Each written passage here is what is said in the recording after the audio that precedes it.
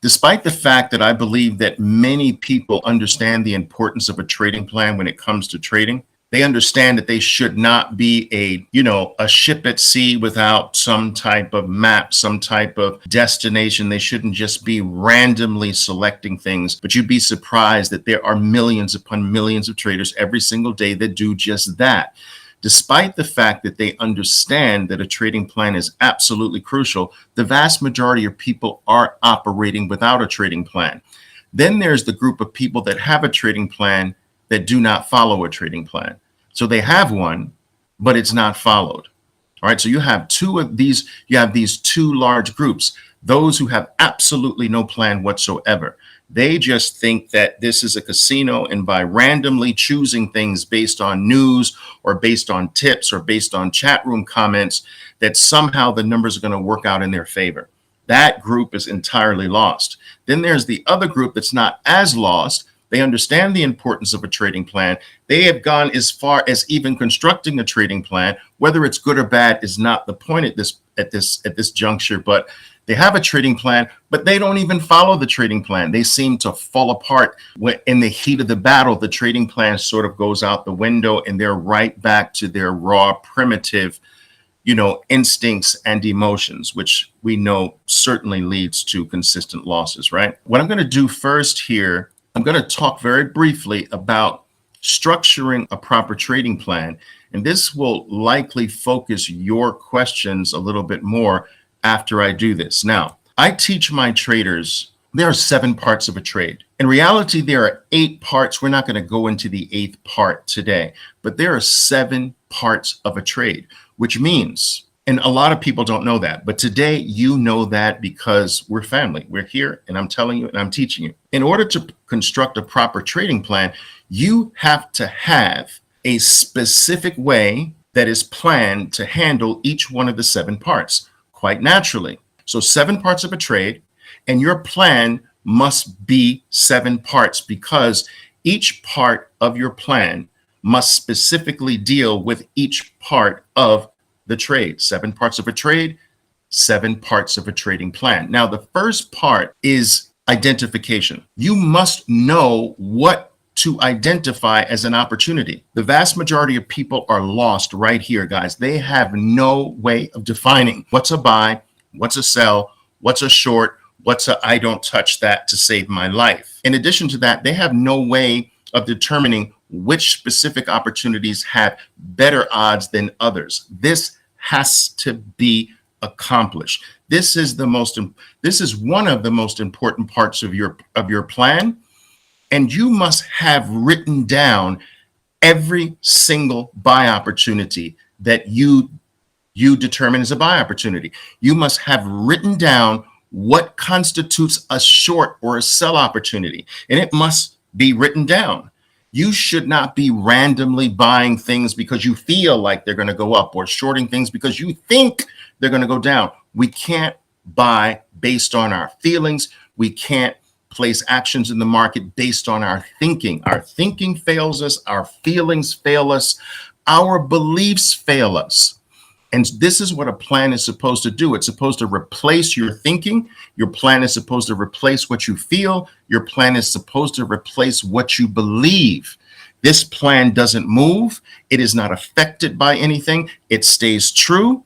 And this is what becomes the ultimate trader. To a certain extent, you stop being the trader with a trading plan. Your trading plan is the trader. You stop being the trader. You hand over the control to the plan itself. If one of the things that you consider is a buy is an elephant bar off the flat 200 period moving average, boom, every time I see a fat green elephant bar surging off the 200 period moving average, I buy. Okay, if that's one of the things you identify, that must be a part of your plan.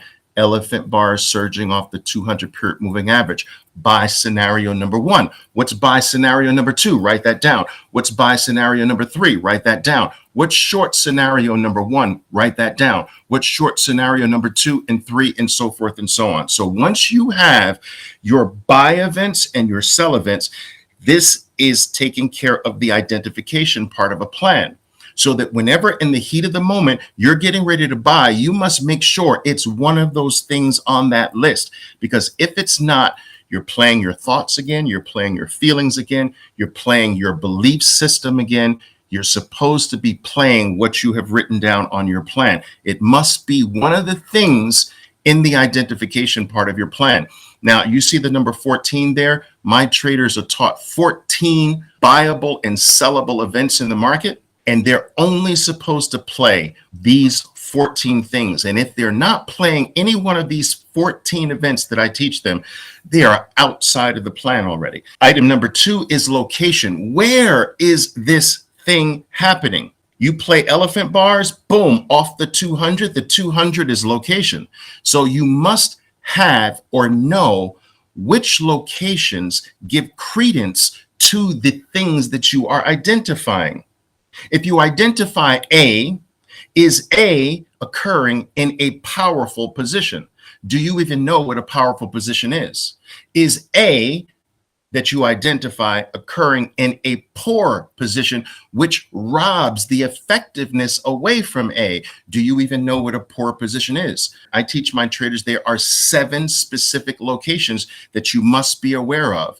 And some locations are buy locations, some locations are sell locations, some locations are don't do a damn thing except sip coffee and watch locations. The second part of a plan is to take what you've identified and also be aware of what location that item is occurring in. Third part of the plan is entry methods. You see the number 2 here.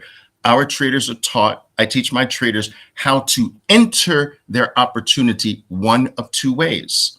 Sometimes it's way number 1, sometimes it's method number 2. There are 2 ways we literally enter the trade. Think about this. You're identifying an item to do. All right. 2, you are determining whether that item is in a proper location. 3, you are deciding how to dive in with your capital, with your money. Item number 4, how do you protect yourself? What if this doesn't work?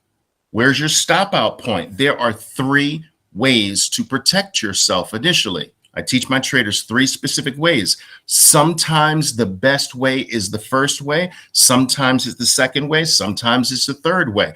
But these things must be specific. You don't decide on a whim. You don't guess. You don't pull it out of the decision out of the sky. When you have a proper trading plan, it's almost like you become a matcher. Event A goes best with location B. I am entering with method number 2 with an initial stop method number 3. That's specific. That type of trader who has his trading that methodical, that detailed, that certain, that sure, that trader has enormously higher odds of succeeding in the market versus, yeah, I think this is going to go up. I guess I should buy right now. My friend said it was going to go up. I mean, that's not how we're going to make it in this game, right? Specific detail on a piece of paper that you can literally check off. Item number A has just occurred. Boom. In location number B, its best location. Boom. I am using entry method number 2, the best entry method for this event. And I'm using initial stop method number 3. Boom. That's the type of trader I want. Now, listen, this part of the trading plan, these are the mechanics. Most people don't even have the mechanics down. Most traders have no mechanics. Most traders don't even have item number 1 set yet. They don't even have specific things to identify. All right. Everything starts there. But all of these 4 things, these first 4 things create the mechanics side or part of trading. Then comes the items that represent the mastery part of trading. All right. Anyone can be taught the mechanics. The mastery side, that's where some science and a little art comes into play. This is where mastery is born. 5, your add method. Traders, let me tell you this. I have never In 41 years of trading, 36 years, 37 years professionally, never in my entire career have I run across, been introduced, seen, known, or grown and developed a big profitable trader that does not add. If your interest is to be a big profitable trader, you're going to have to be an adder. Every big trader adds. They especially add to their winning plays. Most losing traders take their winning trades. The winning traders are adding to their winning trades. And they're not adding randomly just because, oh, I'm starting to win, boom, let me add. They add specifically based on a specific set of rules. If their trade starts moving this way, boom, they add. And part of this method is knowing how much to add, when to add, and when not to add as well. But I teach my traders that there are two mandatory methods to add to a play that actually starts working. We add to plays that start working. The novice player snatches away trades that start working because they're so scared of losing their temporary gain again that they snatch at their roses. They let their weeds grow in their garden, but they snatch the moment there's a rose. They get so nervous, they take the profit before it can blossom, where the master is doing the exact opposite. It's starting to profit and they add. They blow up the trades that start working, especially right away. There are two ways we expand on the trades that start working. That's the fifth part of the plan and the first part of trading mastery, knowing how and when to add. The sixth part is profit taking. This actually becomes one of the most difficult things to do in trading. It is probably the thing that's closest to pure art. Identification is science. Location is science. Your specific entry method should be science. Your initial stop method should be science. Adding is science with a little bit of art. Profit taking is more art. Okay, there are 3 profit rules or methods that I teach my traders, and I do not allow them to take a profit unless it's one of these 3 things, because I know traders that if they're snatching at a profit and it's not because of profit method number 1, profit method number 2, or profit method number 3, guess why they're taking a profit? Because they're scared, they're nervous, they're emotional, and that's the wrong time to take a profit. Purpose of a trading plan is to replace you, because you are the problem.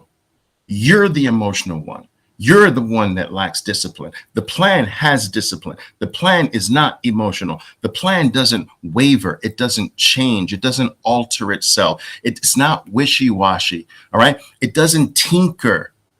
That's all the things that you do. So the plan is your replacement. It's the replacement for your thinking. It's the replacement for your feelings.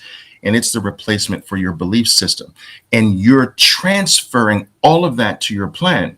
Now, by abiding by the plan religiously, sometimes you veer off and you bring yourself back to the plan. This following the plan does something magical to the trader inside.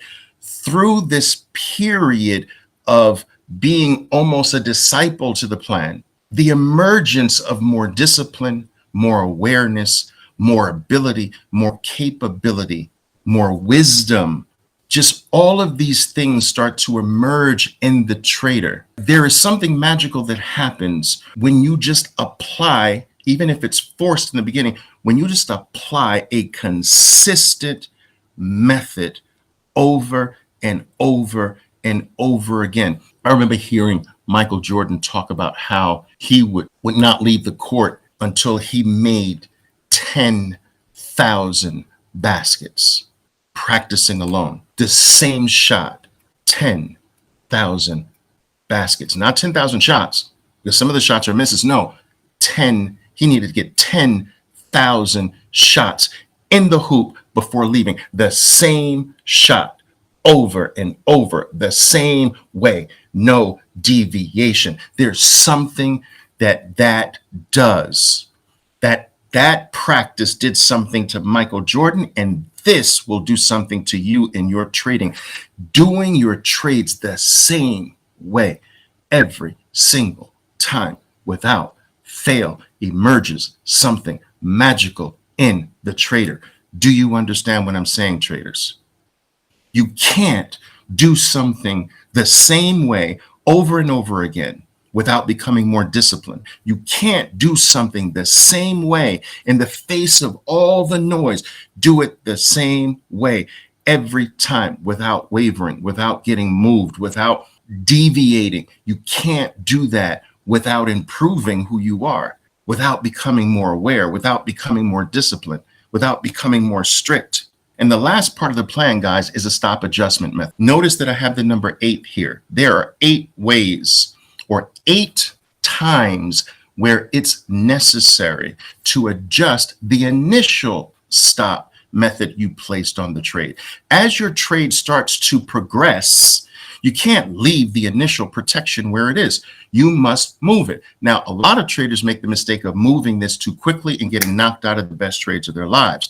There is an art to knowing when is it time to adjust and by how much.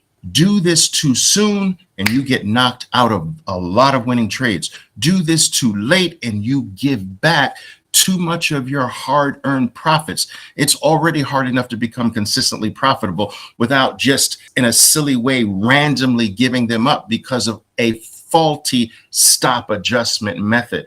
You have to know the 8 times it's necessary for you to make an adjustment in the protection part of your plan, which is the stop method part of your plan. I've listed the 7 parts of a trade and the 7 parts, obviously the 7 matching parts of a plan. And I've listed for you how many of those items in each one of those categories I teach my traders. Now, as I've gone through this, you tell me, how many traders do you think in the markets today, what percentage are doing what I just explained? Marking off, I've identified this, boom, it's in this location. Great location. Okay, I'm going to enter it with method number 2. I'm going to place a stop with stop method number 3. All right, I'm adding based on adding rule number 1. And okay, now I'm adding on add number 2 because add number 2 has just occurred. All right, I'm adjusting my stop based on stop method adjustment number 4. And oh, I'm taking profits on profit method number 3. How many traders have their trading down like that? That specific, that detailed, that professional, that itemized. What percentage do you think? I see like 2%, 5%. It's definitely in that area, like probably like 2 to 5%. You're absolutely right. The vast majority of people are really gambling. And when people tell you, traders, that day trading in particular, day trading is just gambling, they're not wrong. It is for the vast majority of people who are not doing what I just explained to you, that are not approaching this scientifically, that are not approaching this with intelligence. No one accomplishes anything without a real sound plan. No business, no major accomplishment. But yet, millions of traders are trying to accomplish consistent profitability without a plan. The necessity for a plan is because in the beginning of your journey, you are not who you need to be yet. And so the plan must become the trader. And you must basically learn in the process and grow in the process. This is why, because discipline is not born, you're not born with trading discipline. Trading discipline is something that is grown like a muscle. You have to actually go through a metamorphosis before you can become successful as a trader. You have to change. You have to go from having a lack of discipline to having discipline, from being aware of no opportunities to being aware of the best opportunities.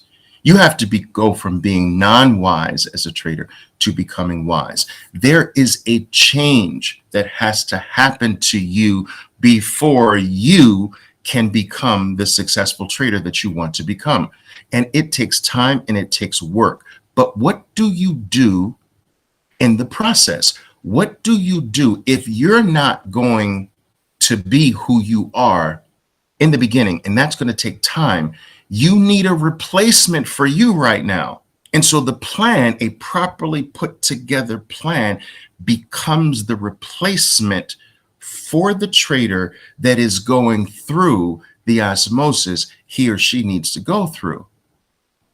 But at a certain point, the plan stops being necessary because you actually become the plan.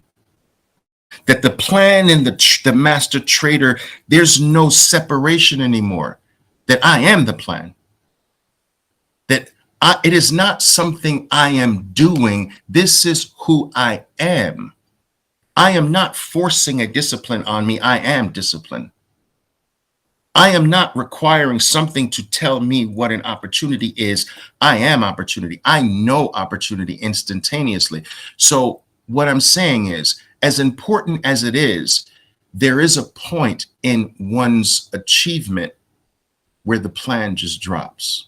It's almost as if when you move to a new area, you might need, that you're very unfamiliar with, you might need the maps. You might need Google Maps. Where's the post office? Where's the nearest supermarket? I feel like Italian tonight. Where's the best Italian place in town? You might need Google Maps in the beginning, but over a period of time, you don't need the maps, nor do you need to think where things are. You no longer have to think where the supermarket is. You no longer have to think where your favorite Italian restaurant is. You just go. All right. And so a trading plan serves a very, very important role, but there is a certain point where it does drop. That is for, quite honestly, the very few. I want you all to have a head start on this, to know the 7 parts, so that when you sit down to structure your plan, you structure your trading plan based on these 7 things. You must have line items for every single one of the 7 things. The stop adjustment section. When do you move your stop up and along? That's one line item. Is there another occurrence that happens to cause you to move your stop? Write that down. When do you take a profit? Is one after a certain dollar amount gain? Write that down. That becomes a line item. When are you supposed to add? Write that down. There should be line items for each one of the 7 things. And then when you finish those line items, that's your plan. Now check this out one last time, guys. You run your trades. Once this trading plan is put together, you run the trades through the list. You literally start at 1, boom, 2, boom, 3, boom, 4, boom. Every trade should be run through the list. And the trade that comes out of the list at the bottom, that's your goal, to get through the list, to get past through the list 7 out. Okay. I've adjusted myself out of my last position. I'm out. Boom. Next trade.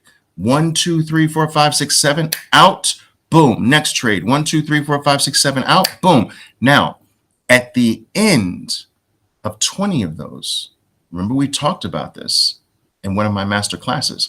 At the end of 20 of those, you're supposed to be profitable. You should have more money on the 20th trade than you did on the first trade. And if you don't, there's a problem. Because if you've done the right thing by following the plan, you should not be off after 20 trades. After 4, maybe after 5, after 20, no. Something went wrong. And we have to investigate. And that is the process of growth. You investigate, you find out what went wrong, you you fix it on the next set of 20. And then you put 20 trades through the 7 steps again, 20 trades through the next 7 steps again. And if you're not profitable after the second set of 20, something went wrong. Investigate and find it. And now work on the next 20 trades and the next 20 trades. And remember, I explained to you that our journey is literally 20 trades by 20 trades. Our step, each step in the journey is made up of 20 trades. That's what one step is. How many traders know what constitutes a step in the journey to trading? No, I just want to make money, Oliver. Just teach me how to make money. Oliver, I am having trouble with additions. All right. Many times I add to my operation after an RBI, after an add event, and the operation is reversed. One, should I think about adding only after a setback and leaving the RBI? No. There is nothing wrong with dropping ads for a while, for a period of time, if ads are your nemesis. But what you must do, if you keep losing every time you add, all right, and you're following your ad rules, but every time you add, it just exasperates your losses, then drop the ad for a while. Play without adding, but you must mentally or write down the ads you would have done, but you're not going to do this time. Under my normal rules, I'd be adding here. Okay, let me just write that ad down, but I'm not going to do it because I'm having trouble with ads, but I'm going to write it down. When your ads that you're writing down, as long as they're proving you right, yep, there you go, another loss. There you go. I'm glad I didn't take it. I wrote it down, but I'm glad I didn't take it. As long as it's proving you right, you keep writing them down. Once your ads that you're writing down start making you upset that you're not taking them, oh, shoot, there's another one that I wish I would have taken that one. That starts to happen more often than not. Wow, that ad would have been nice if I took it. If your ads that you're writing down as a versus putting money into, if they start to make you feel like, man, I wish I was adding now, that is life. That is the market. That is the almighty God or gods of the market telling you, okay, buddy, it's time to come back in and start adding again. And this is for all of you. Whenever you're having trouble with one component of the plan, pull that out, but track it. You must track it because it should be in there. It's just that you're taking a temporary break. And I will tell you this, it can only start working again when you're ready to go back. It's weird how that works. If you're not ready to go back, it won't start working for you. It starts working when you're ready. It's not that the market changed. It's weird like that. It's when you're ready. Something in you have changed. Your selections have changed in some way. And now the ads on those selections are having a higher hit rate or what have you. But that's what I suggest that you do. Make sure that there is power before your RBI. Those have the highest follow-through rate. That there's power nearby right to the left of the RBI. Remember that. You'll know what I'm talking about. Power to the left of the RBI. Miguel Diaz is asking, Oliver, if you see an event, okay, so event is the first part of your master trader plan, right? Which events are your buys? Which events are your sells? Miguel Diaz, Oliver, if you see an event in the perfect location, but resistance is somehow close, do you do it? Do you follow the plan? The perfect location can't really have resistance nearby. Otherwise, it's not the perfect location, right? This is the perfect spot to jump up into, but I'm going to bump my head on the ceiling. Well, then it's not the perfect spot to jump up in the air in, is it? If you're going to bang your head against the ceiling. Keep that in mind. If resistance is nearby, it can't be the perfect location. But I think what you're asking is that on one time frame, I have what appears to be the perfect location, like the 2-minute. But on the 15-minute time frame, there's overhead resistance. We get that scenario. You take the trade. You always obey your trading time frame, not your reference time frame. All right, keep this in mind. You obey your trader time frame. If you have conflict, if your trading time frame is the 2-minute, But there's something that you don't like on the 15, do it anyway. Just do it smaller if you like. But don't let another time frame tell your trading time frame what is good and what is bad. The most they can do is advise you on size. All right, play it lighter then. Instead of playing 2 lots, play 1 lot, like that. But do it. You give the benefit of the doubt to your trading time frame. Otherwise, I promise you, you're going to be tied up in knots your whole trading career. Wait a minute. It's a buy on the 2-minute, but it's not a buy on the 15-minute. My God, what should I do? That's going to be the epitome of your life. That is going to be your life for the rest of your life. You don't let other time frames say yes or no. You let other time frames say more or less. ARK is asking, hi boss, if the stock I'm in makes a whale, we call a big profitable play a whale. This doesn't make sense. If my stock makes a whale before 0.3 or 0.5 cents, you can't have a 3-cent whale, ARK, or 5-cent whale. I'm sorry. When you follow me, traders, you begin to understand that if you're following me from a day trading perspective, I hate when a trader takes profits of less than 30 cents on anything, right? I hate that. So no profit taking on anything less than 30 cents. I don't even really like 30 cents too much, but I got to draw the line somewhere. It does depend on the price range, but you should not be taking 5-cent wins and 6-cent wins. You can't really become, it's not impossible, but it's already hard enough to become consistently profitable as a trader, right? You know, I'm always telling you that. But if you're going after 5-cent and 6-cent wins in your plays, you're making it almost impossible. It's not impossible, but you're making it almost impossible because the math doesn't work.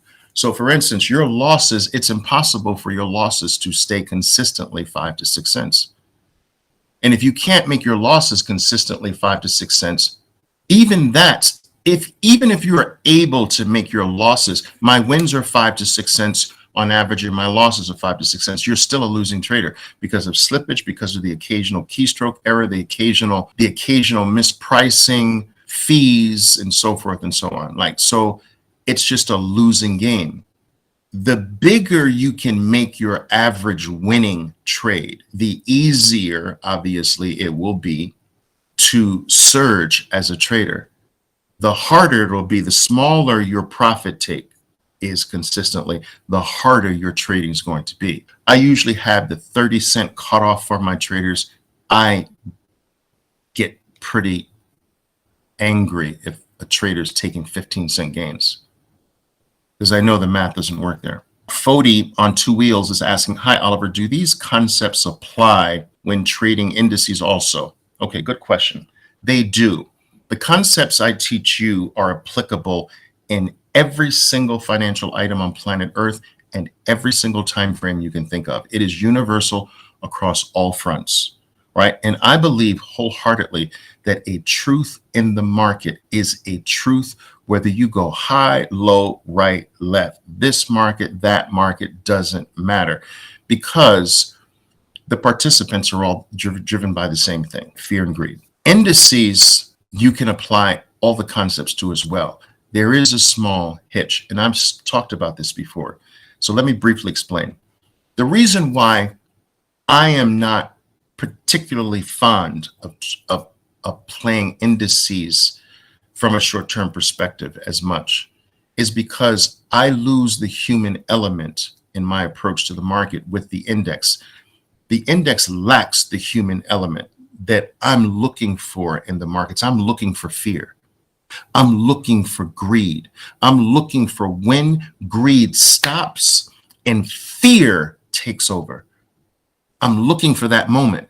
Fear is running to the downside, and then fear stops, hands the baton to greed, and greed takes off. I'm looking for that handoff, that switch in the market. I'm looking for that.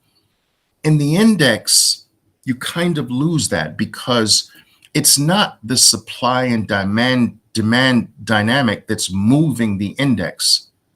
It's the movement of the items that make up the index. And I hope I'm not confusing you with that answer, but it's true. So for instance, if everyone in the world started buying Apple stock would start running to the upside. That's the human element. The greed from everyone in the world going in at the same time would cause Apple stock to rise. But if there's an index on Apple and Apple's stock is declining, and now think about this, there's Apple and then there's an index of Apple. Now Apple's declining, everyone is buying the index is going to decline too. So wait a minute, if everyone bought the index, it still goes down? Yes, because the index movement is not reliant on the buying and selling of the human beings. It's reliant on what Apple is doing. And so I lose a big part of how I evaluate my plays. I'm watching the players. I'm watching what they're feeling. I'm putting my finger on the pulse of the emotional vibe that's happening in the stock right now. Is it fear? Is it greed? Is it uncertainty? Is it ambivalence? Do you understand what I'm saying? And I lose that with an index. Yes, you can apply the concepts, but I'm just explaining to you why I prefer to play individual stocks. Now, I have a master trader on my team who's an amazing index trader. So I'm not saying that it can't be done, of course. If you're not serious about this, I don't even want you. I mean, I don't mean that to be mean. I just don't want you. I'm not interested in people that just want things to fall out of the sky. I'm not that one. You guys know this. I'm not the one to tell you like, come on in and things are going to be nice and rosy and you're going to make money right away and you're going to be wealthy and we're going to put you in touch with the Lambo dealership. And no, that's not me. I'm not that guy. This takes work. This is not going to fall out of the sky. It is not going to happen right away. I'm sorry. No, you are not going to get rich right away. No, I'm sorry. Yes, you are going to lose first. Everyone does. Don't let anyone lie to you. That's me. Now, if you want the real thing, you want honesty, truth, 41 years of trading experience being poured into you every single day of your human experience, if that's what you're interested in, knowing that you're going to have to apply yourself to, because you can't purchase your way to trading success, right? Can't just buy something and say, well, I bought success, didn't I? No, you got to put some work into it yourself. So if that's you, then this is the right place. But if it's not you, if you're looking for a handout from life, like it's like just because you paid for something, the success is supposed to just fall like manna from heaven, I ain't your guy. I will never promise you something like that. And yes, the majority of people will fail. Just like the majority of athletes, the majority of people trying to become professional athletes, the majority of people trying to open up a successful restaurant, the majority of people trying to open up a successful business, the majority of people trying to do everything in life, the majority of people are not going to do it successfully. So trading is no different. Liam is saying, when I started, I had 1,000, quickly dropped it to 350. The start is the hardest. And it is. It doesn't have to be as hard as some people make the start, because the experience that many have, guys, is that I can do this myself. I can watch a few YouTube videos and just do this myself. In what world do these people live in? Really? Do it yourself? Like, guys, look. The financial markets is not like the freaking supermarket, right? These are the most competitive markets in the world.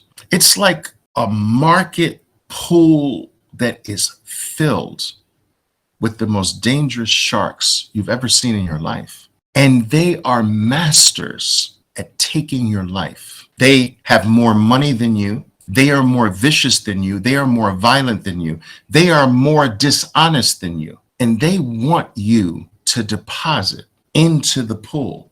They want your deposit because they deem your deposit as their money. It's not your money. It's their money. Your deposit into a trading account is their money, and they're waiting for you. And if you think that you're going to step your foot into this these shark infested waters with the most competitive sharks in the world, some of the brightest minds in the world, with billions of dollars behind them, waiting for you to step in. If you think you can just step into that and take money from them and on your own and leave and do that consistently,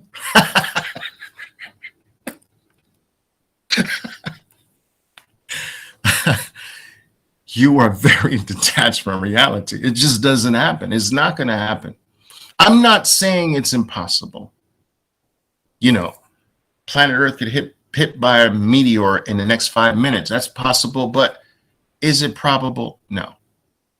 So people make it harder by several things. They're do-it-themselvers when there's no professional athlete they know or respect that does not have a coach or a mentor. They see it in the people they admire, right? The most successful executives have life coaches. The most successful sports people have coaches and mentors or whatever. But no. They can do it themselves. That's number one. Number two, they can do it themselves with a little bit of money.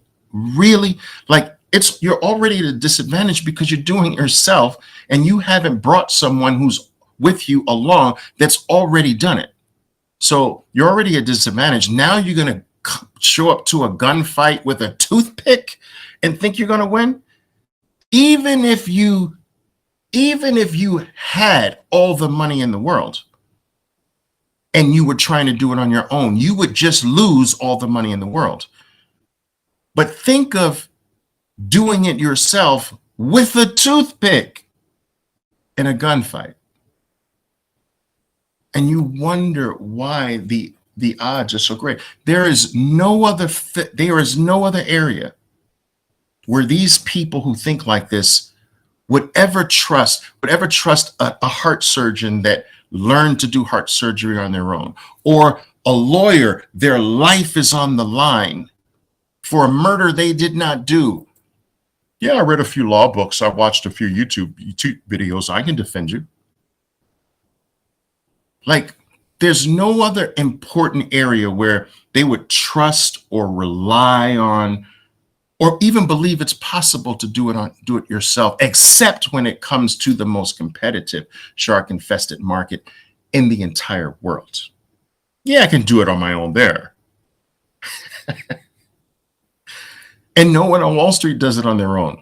Guys, when I first got my first job on Wall Street, not only could I not trade for the first 6 months, was it 6 or 8 months? I couldn't speak. They showed me where to sit, and I had to keep my mouth shut and fetch coffee. Do you understand? I couldn't even speak. I remember making the error of speaking one of my first days, and the desk went silent. And the guy responsible for me gave me the look of death. I've never seen a look like that. It was disgust. Do you understand? I was supposed to sit and watch and observe and absorb as much as possible without speaking. You're not even doing it alone there. No one successful does this alone. Most will tell you they've done it alone, especially if they're selling you something. But no, I'm telling you no. Do you think a fixed percentage taking profit is good? Yes and no.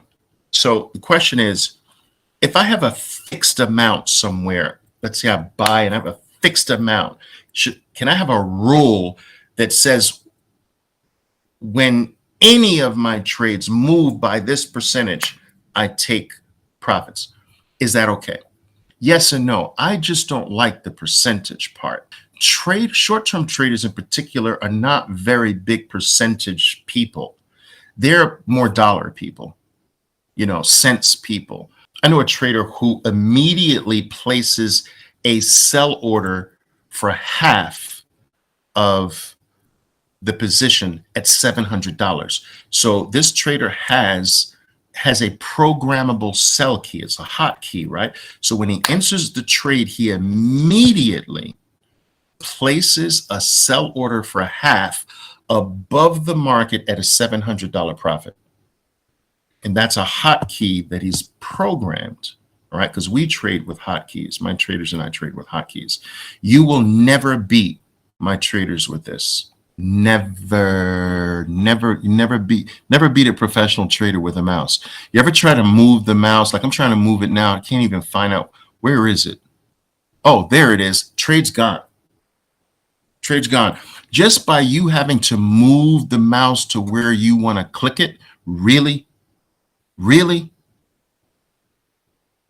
You guys are mouse trading?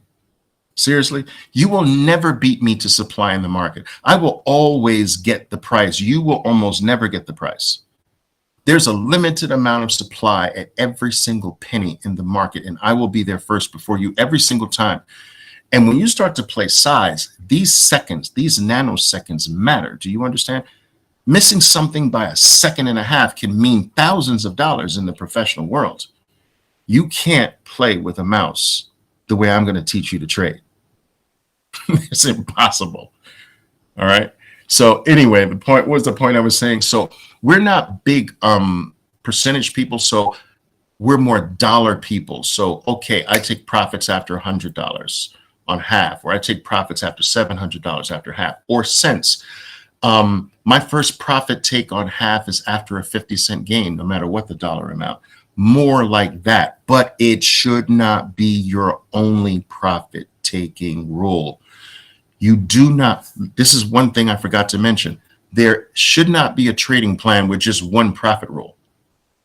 You have to have multiple profit rules. Todd Bell says, I have a thumb tracker. No. You'll never be able to beat this. I should record. I'm going to record. I should have recorded my trading today, guys. You would have gone insane. Like all the thousands of shares going in and out like this, in and out, throwing orders above the market, throwing orders below the market, or canceling these orders. Like you can't do that with a mouse. You just can't. You can't layer at different prices, then cancel this layer and replace this layer down here. Now start bidding down here for thousands of shares. You can't do that with a mouse. It's impossible. Well, let me see. Where is the mouse? Oh, here it is. Let me move it over there. Click, click. But Oliver, I can double click. Oh, really? You can double click. Oh, really? Eder is asking, boss, so how to operate Microsoft correctly? Are you asking how to trade it correctly? That's simple. Buy low, sell high. Okay, LIFO or FIFO? All right, Super Jordan's asking, interesting question here. LIFO or FIFO, and do you set the hotkeys up for the bid or for the ask? I'm a bid or ask trader 80+% of the time. What I mean by that is when I'm selling, my order is already above the market before the stock gets there. So the stock is moving to my sell order. Do you understand? And that's me sitting on an ask price above the current price, and I'm waiting for my price to be hit, right? A lot of times on the buy side as well. Boom, stock's moving down. I'm bidding here. Stock's moving down. My bid's already there. It hits my bid and hopefully starts bouncing up, right? Okay. The other 20% of the time is usually for entering a trade initially. So the initial entry is not that. But the question regarding LIFO and FIFO is interesting because this is what I teach my traders. What's being asked is, LIFO stands for last in, first out. FIFO is first in, first out. When you've bought a stock at one price and added to a stock at a higher price, and now you've added one lot here, boom, and one lot higher. Now you want to take one lot off higher. So which one are you taking? Are you taking the last entry, or are you taking the first entry? The first entry is lower than the second entry. And so your profit take, which one should you regard that you're taking? And you should regard the closest one, the last one. Last in, first out. So my first, let me give you an example. First buy is at $20. Second buy is at $20.50. Profit take at $21 for half. I'm profit taking the $20.50 entry, not the initial $20 entry. That's staying anchored there, at least mentally in my mind. When you use the LIFO form of profit taking, you extend your profits. It's a hack for traders extending their profits. So a FIFO trader is typically not as profitable as a LIFO trader. So it's one of those hacks I use to extend a trader's profitability.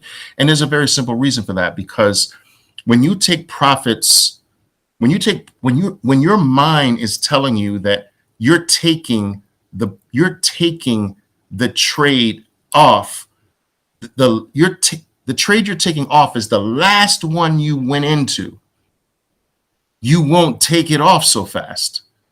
It has to separate. But if your mind is telling you I'm taking the first one, you might be far from the first one, but close to the second one. And you should not be taking profits close to any entry. All right. It's never a time to take profits close to your last entry. Never. You don't I buy and then immediately take a profit. That's wrong. There has to be some separation between your last buy and where you're taking a profit. But if your mind is thinking about the buy under the last buy, then you have the distance mentally. But if you need distance away from the last buy, otherwise you don't have a right to take a profit. Boss, please suggest a good risk management strategy for a small account of $500 US. This puts me in such a bad position because, Haran, I just want you to understand that you are going to lose your $500. No matter what I tell you or what anybody tells you, you can't trade with $500. I'm sorry. But if you understand that and you're just using this to just practice and get better somehow, and then you're just going to refresh and refresh and refresh this way, you have to operate with a maximum loss per trade of something like $20. Like, you can't lose more than $20 on any given trade.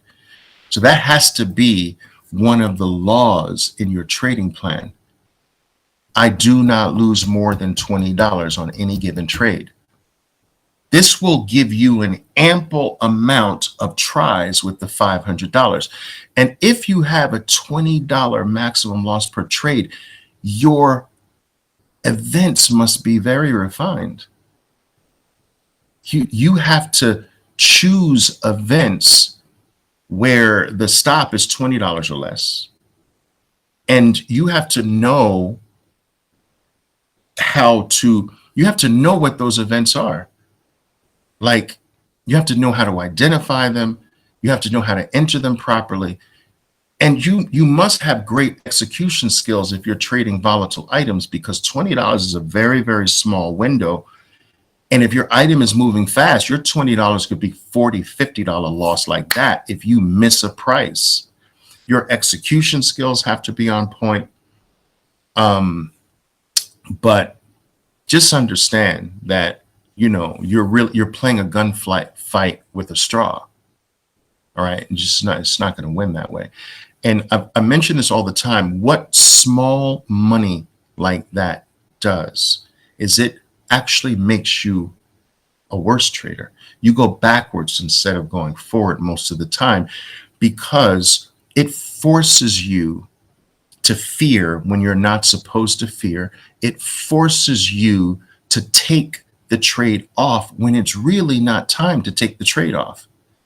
It forces you to feel the wrong things at the wrong time and do the wrong things at the wrong time. It forces you to snatch at your profits. It forces you to trade in a constant, perpetual state of freaking fear and uncertainty, because any little tiny wiggle is detrimental to your account. And guys, I formed my program exactly for this. The majority of people don't have the necessary capital. That's okay. You're going to let that stop you? If you let the lack of capital stop you from your dream, you will always lack capital. I'm going to repeat that. If you're the type of individual, you're going to sit here and you're going to let the lack of capital, Oliver, I don't have enough capital. You're going to let the lack of capital stop you, then you will always lack capital your whole life. That is the last excuse on the book. I don't have money. First of all, I don't believe it. I don't believe it. Everyone can find money. Everyone. There's a sea of it out here. You can pack bags at your local supermarket. You can walk dogs around the block for your neighbors. Listen, there's money. I don't believe that. If you have a dream and if you're passionate enough and you want it enough, you will find a way. But I do understand that when it comes to trading, right, that everyone doesn't have $50,000 laying around the trade. So I created a program where, boom, I'm starting you off with the right amount, the right training amount. Now, guys, 50,000 is not the right amount. That's the right training amount, though. So you don't. Now the capital thing is out of the question. Now it comes down, what are you going to do? Here's the money. Here's the money that would have taken you a decade to make. I'm giving it to you now. Now, what are you going to do? Are you going to work? Are you going to be disciplined? Are you going to apply yourself? Are you going to quit? Are you going to expect things to fall out of the sky? Are you going to do what you're supposed to do? Because then after that, after you get the money and you get the training, everything is on you. Everything is on you. You understand? But I created a program to take the money equation out, and also the course equation. I don't like the course thing that goes on in this industry. Take my course and you'll learn how to trade. First of all, you can't learn from a course, not even mine. I'm sorry. If you could learn from a course, do you know how many courses are out there? You can't learn how to be a doctor from a course. You can't learn how to be a lawyer from a course. You can't learn how to be a father by reading a book or a mother by reading a book. Guys, you can't do that. I'm not saying the course doesn't have a place, but it's the freaking starting point. It's just a way to give you basic metrics and information. Like what we went over was a mini course on how to build a trading plan. That doesn't mean that you're going to do it.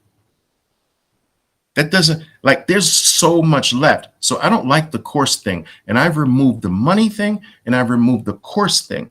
How have I removed the course thing? You're trained every single day of your life live. And you're trained with the market on trading. Yes, we have breakout sessions when the market's not on and we go over things like locker room training. That's necessary too. But with the market, inside of trades, you're trained. Someone's looking over you.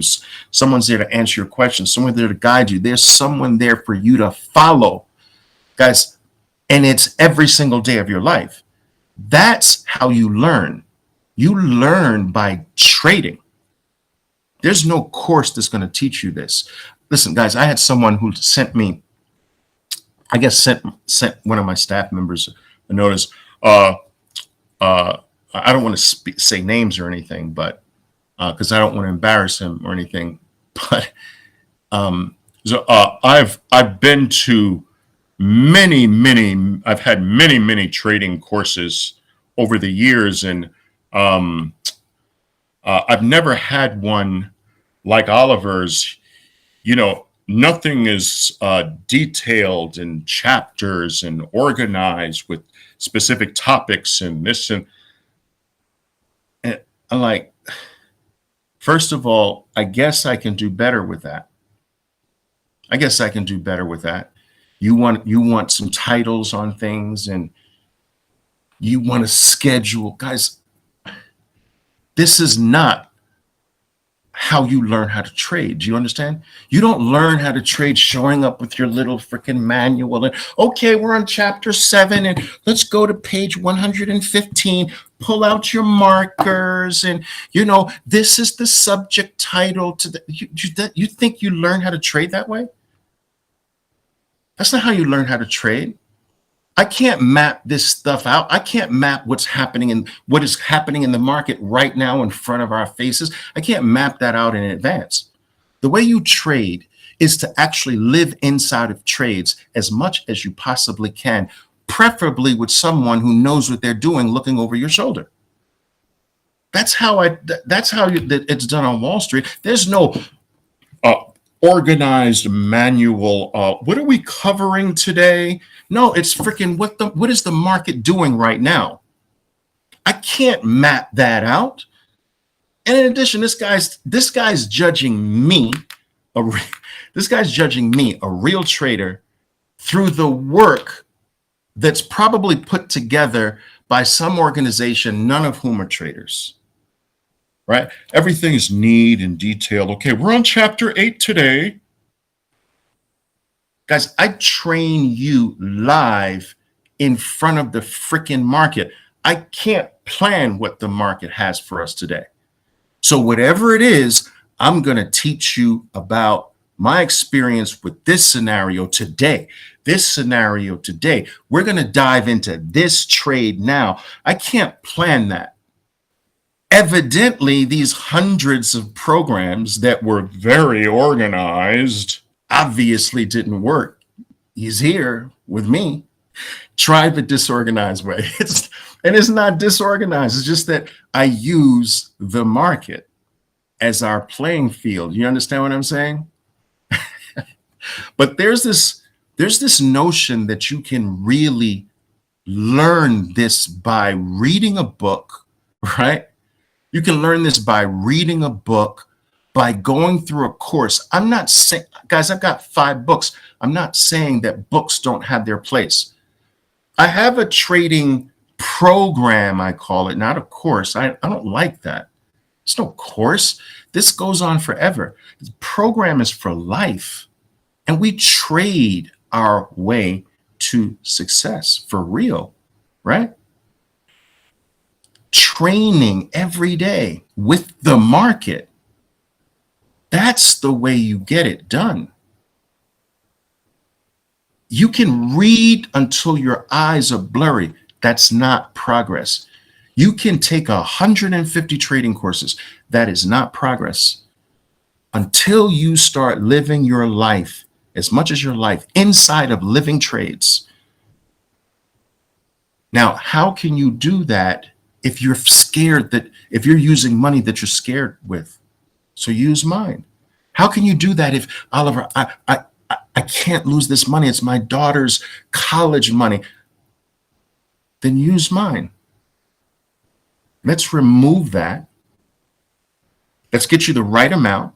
Let's remove this fear of you losing. I am not going to let that happen. All right. And let's do this the right way. Let's do it like professionals.